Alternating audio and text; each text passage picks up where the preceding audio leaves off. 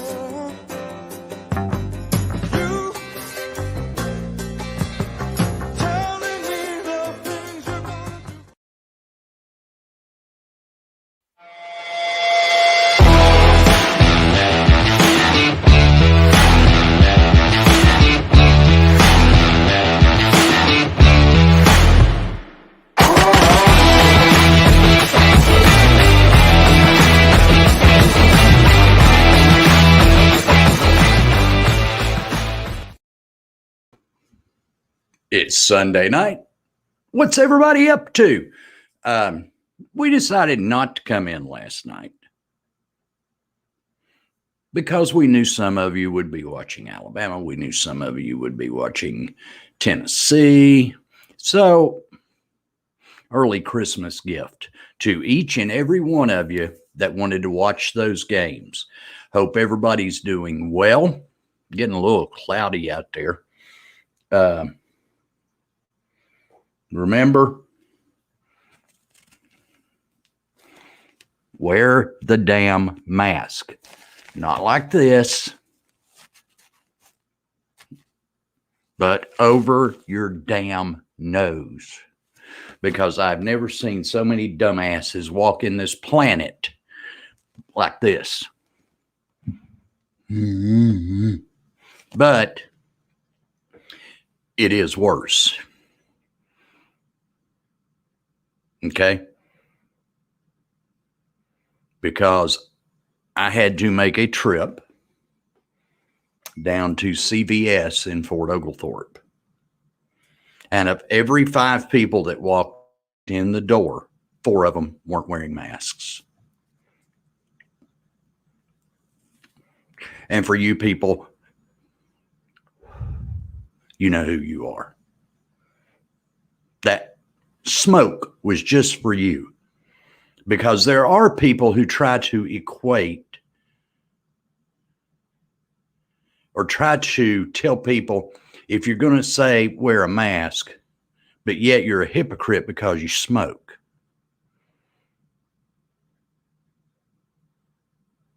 That's comparing apples and oranges. I know what I'm doing to my body when I do that. Okay? You don't know what you're doing to someone else's body if you're asymptomatic and carrying COVID. Now, do you? Dumbass. 200 plus new cases today. And as you all know, my daughter Amy, my granddaughter Chastity, and her daughter, Ashley, all have it. And I had to go to CVS because they had to rush Chastity to the hospital today due to COVID-related complications. They have given her medication and let her go home. And it seems everybody's critical because they're not playing games. This alert: there are more important things than a ball game.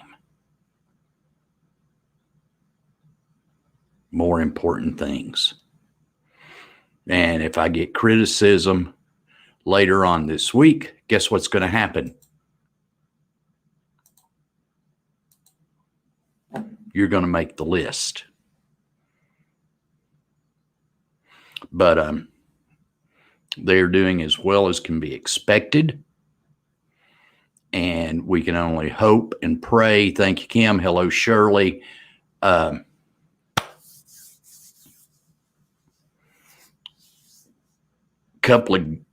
good note today: the Titans beat the Ravens in overtime. Tennessee lost. They suck. Alabama won. They're really, really good.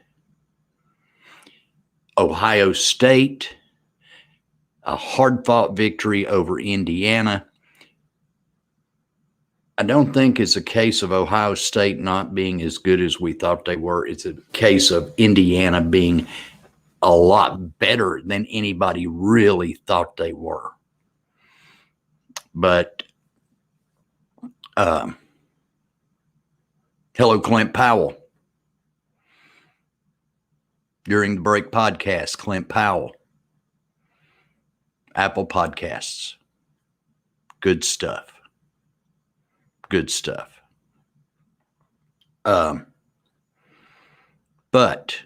I want to read something that was posted to social media, because if you don't follow this guy, year after year after year, the Times Free Press, he makes the best of the best list.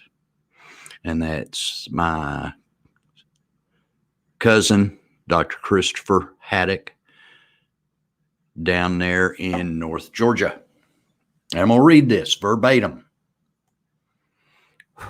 because he posted this earlier today on social media. And if you've not seen it by now, give this a listen, okay? Very important stuff. So pardon me while I look down, because I don't have cue cards and I don't have a teleprompter. Okay? So you'll just have to bear with me. I am a 47-year-old overweight but otherwise healthy male physician. I have no medical problems. I take no chronic meds. I have a beautiful wife and 2 young children, 10 and 11 years of age, and they are worried that I may die. To be honest, the thought has crossed my mind as well. I was diagnosed with COVID-19 via PCR test 12 days ago. Initially, it was a mild cold, flu-like symptoms, but over the past week, the shortness of breath and cough worsened tremendously, along with the fatigue, body aches, and general malaise. I've been on steroids, zinc, aspirin, and antibiotics for a secondary sinus infection. Chest X-ray has shown a bilateral viral pneumonia. Inflammatory markers in my blood are elevated. Fortunately, my oxygen levels are staying in the low to mid-normal range, particularly if I remain self-prone, which is lying on your stomach. 80% of the time I'm awake, I am laying on my stomach. If I at all exert myself, such as walking laps in the basement to prevent clots or go to the bathroom, my heart rate elevates and my oxygen drops. I have to work very hard to breathe. Fortunately, in conversations with several physicians, we agree hospitalization isn't yet warranted. And it's my great hope it won't be. That can change in an instant. COVID is real. It's not made up. It's not a fake pandemic. If His words, and I totally agree. If you're one of the dumbasses that said it'll all be gone after the election, you are part of the problem and not part of the solution. Open your eyes, open your minds, and recognize maybe you aren't an expert because you read something on social media. I'm a scientist. I'm a physician. In this case, you're damn right. I know more than you. I've read more about COVID than you, and I have over 20 years experience in the medical field. So pardon me if I no longer have tolerance for ignorant positions, shitty data, and the making of points by posting idiotic memes.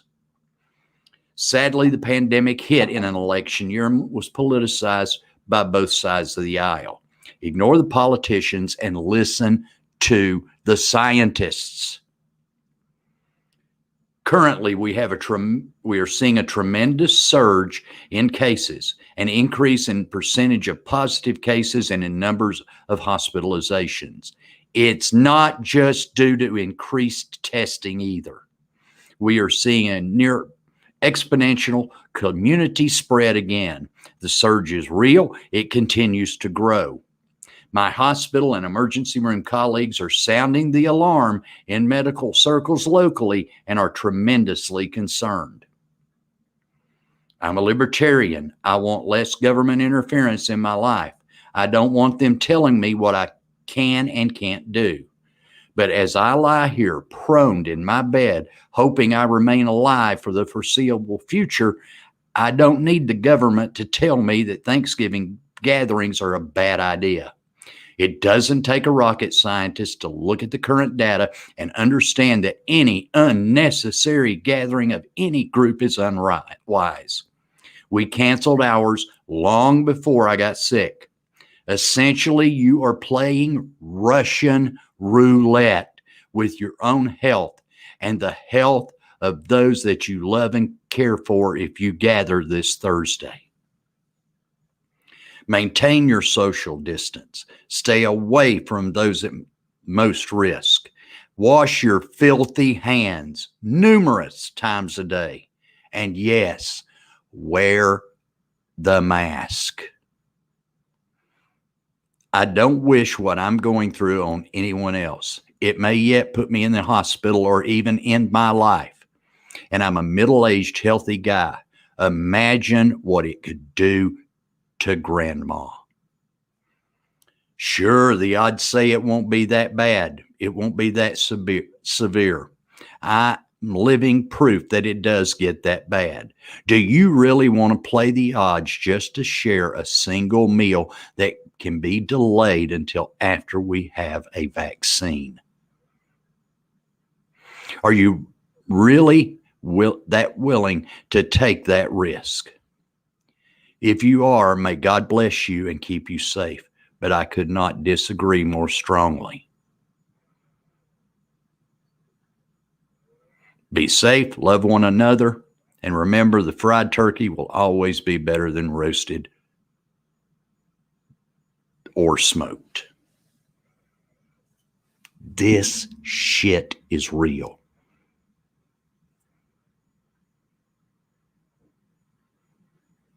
There was good news on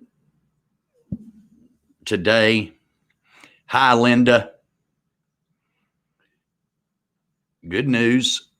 Possibility the vaccine could go out as early as the middle of December. First responders and medical personnel and people who are at risk will be the first to receive the vaccine.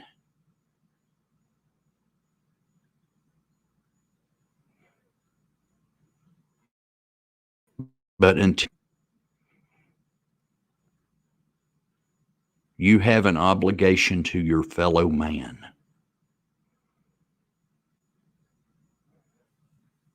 When I'm down there today, like I told you about CVS, 3 out of every 4 people that come in that store down in Fort Oglethorpe, no mask. You drive by the Golden Corral and it is slammed full. You go by Bud's out here on Brainerd Road, it is slam full. You go by Hooters on Brainerd Road, it is packed to the gills.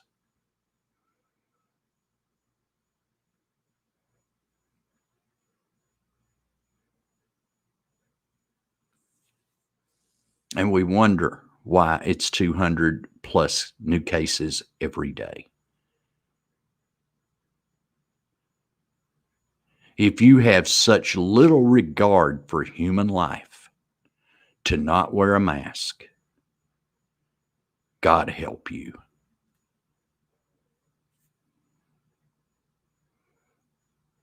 We owe our fellow man decency.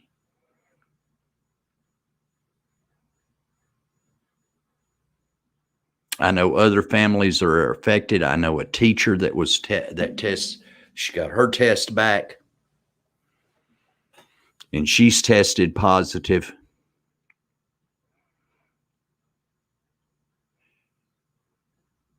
At a bare minimum, high schools should be virtual.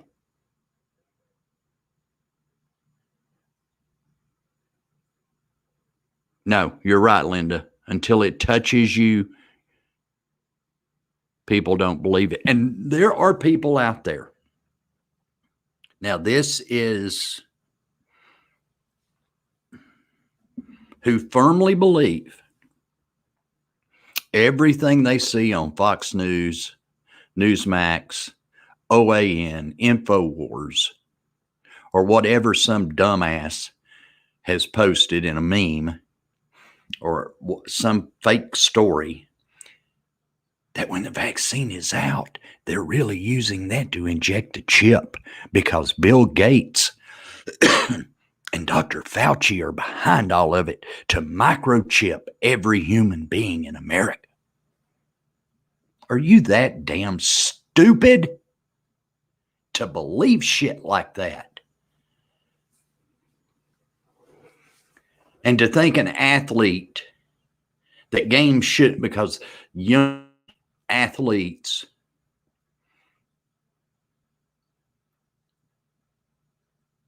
can contract the virus and to get bent because games are possibly or do get postponed or canceled because, oh, they're young, they can handle it. You freaking dumbass. They can spread it. Jeez, are you that damn stupid? My God Almighty. But continue the prayers for Amy, Chastity, and Ashley.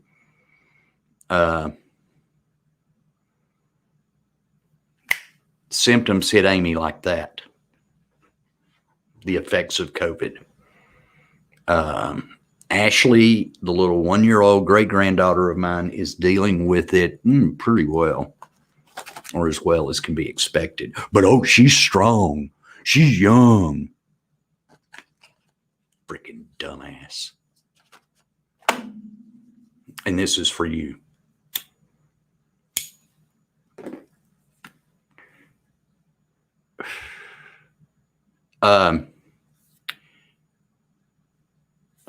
If you've not heard, Georgia Senator Kelly Loeffler has tested positive. Let's hope she's not affected. But she has tested positive and she's in quarantine. Don Jr. has tested positive. He's in quarantine.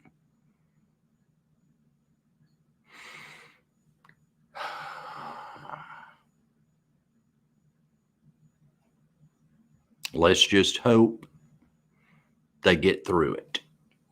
I did not wish ill will on our president when he was hospitalized from it, and I don't wish any ill will on Senator Loeffler or Don Jr.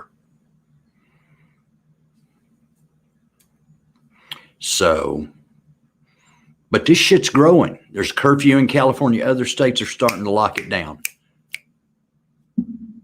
We may be left no other choice because of people who say, I want to live my life and I don't want to have my freedoms taken away. Does it really bother you that much that you wear a mask if you're out in public? Does it really bother you that damn much? Nobody's taking your freedom away. You're not going to get microchipped with a vaccine. Or maybe if they do microchip you, they will have a dumbass alert, and everybody will get a notification on their cell phone. You beep beep beep beep beep beep. There's a dumbass near you. Wouldn't that be nice? Beep beep beep beep. Dumbass alert. But if you have Showtime,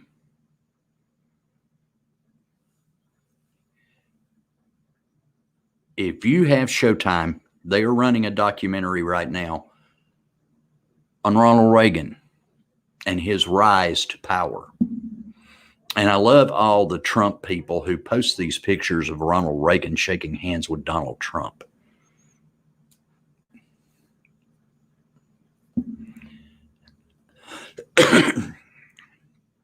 They are about as different as day and night. Okay. They really are. But you watch it. They talk to his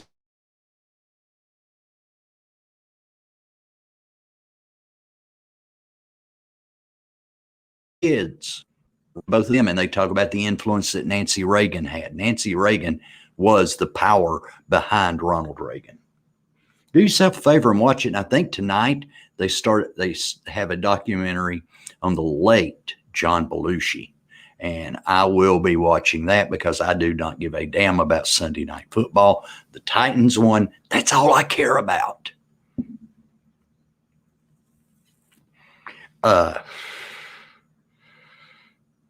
Kudos to our local TV people, especially those that are out there covering what sports are going on. They are masking up, maintaining a very safe distance from the person they are interviewing. I know it's Kansas City and Vegas playing tonight, but I want to watch the Reagan thing and I want to watch the John Belushi thing because I was a huge John Belushi fan and he left us too soon. And that's the problem with addiction. It can cause you to lose people too soon. Lost in the COVID shuffle, the last few editions of Jump into the Fire. Amy's sobriety is going extremely well. She has passed all her courses for this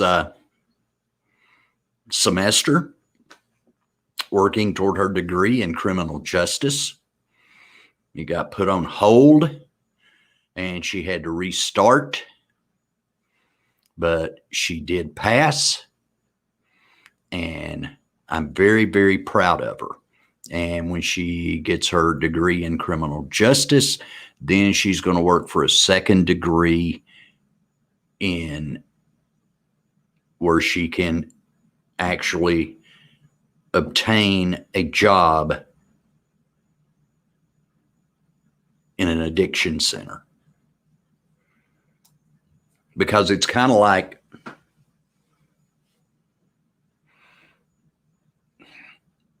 when I worked at Blue Cross Blue Shield of Tennessee. I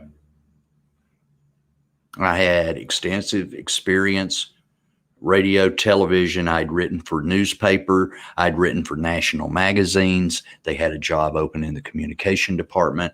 I applied for it and I immediately got turned down because I didn't have a degree in journalism.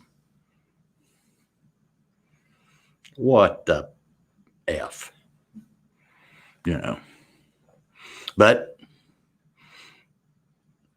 you guys may agree with them. I may not be an effective communicator. Who knows? Who knows? Hey, while I want to take this opportunity, don't forget, check out Clint Powell During the Break podcast, available on Apple Podcasts. Check out my buddy if you need anything to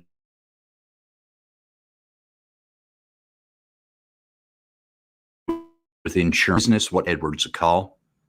And if you're in the market for a really nice ride, call my buddy Nicole Albert at Jaguar, Land Rover, and Porsche of Chattanooga. No, it's not Porsche, it's Porsche.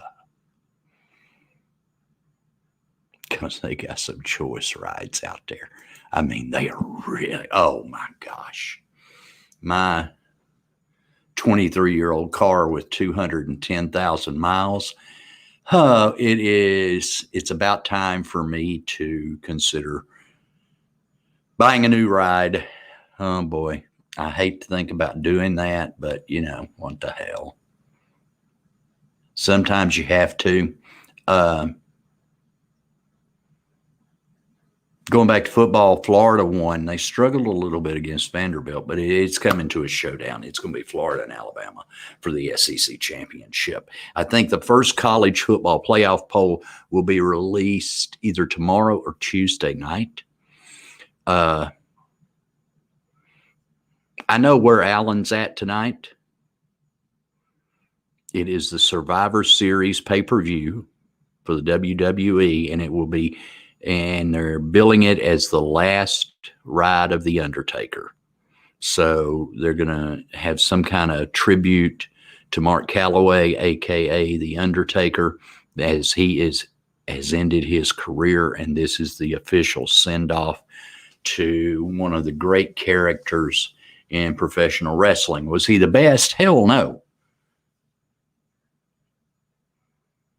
Was he the most important person in the history of professional wrestling? No, not even close. But he was a great character for over 30 years, and he drew money. Even Hulk Almighty admits that the Woo Man, Ric Flair, is the greatest wrestler that has ever lived. He had the personality, the gimmick, whatever, and he busted his ass in the ring, and he did what was right. I figured Kip would be watching that, because I know in the past, Kip used to work security at the arena for WWE stuff. And there's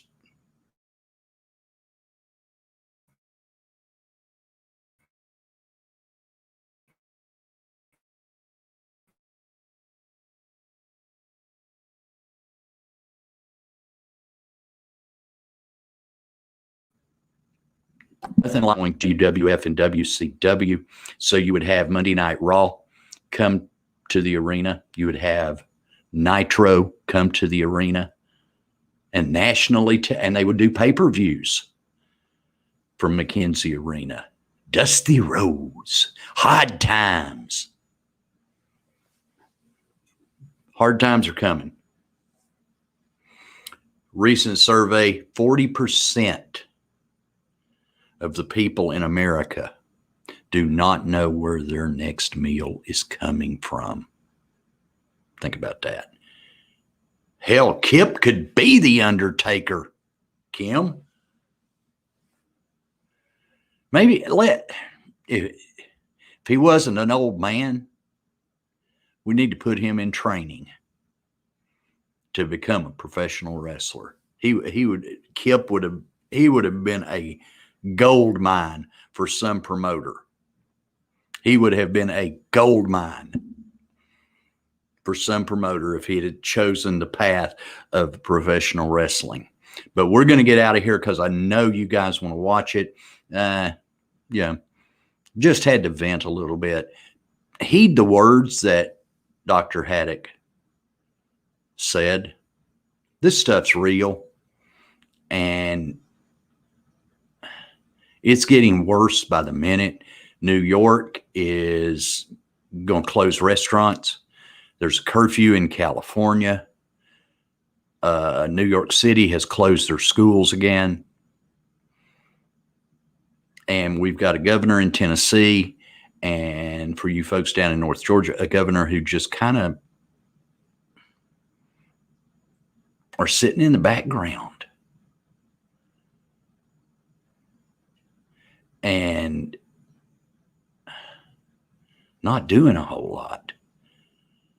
And it's kind of, thank you, Kim. I know Chris will thank you, Shirley. Chris Haddock is good people. His mother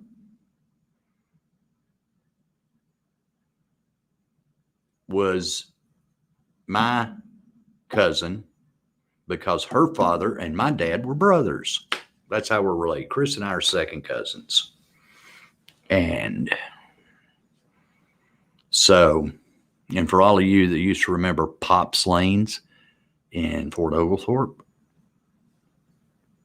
my uncle ran that place for a while before he moved to California. So everybody go have a great night. I think I'm going to have some dinner delivered to me tonight. I've been out for today, and that's all I'm going to do. So I think I'm going to get online, find some good food, have it delivered, kick back, watch the Reagans on Showtime, and then watch the John Belushi documentary. We will be back tomorrow night at 7 o'clock. And this was a whole lot better than watching 60 Minutes, don't you think? But again, thanks everybody. I could get something from Champy's. Thanks for bringing that up, Shirley. Because I could get it delivered out here. That might be good. That might be good. We will see y'all tomorrow night, 7 o'clock. Remember, as always, be kind to each other. Good night, everybody.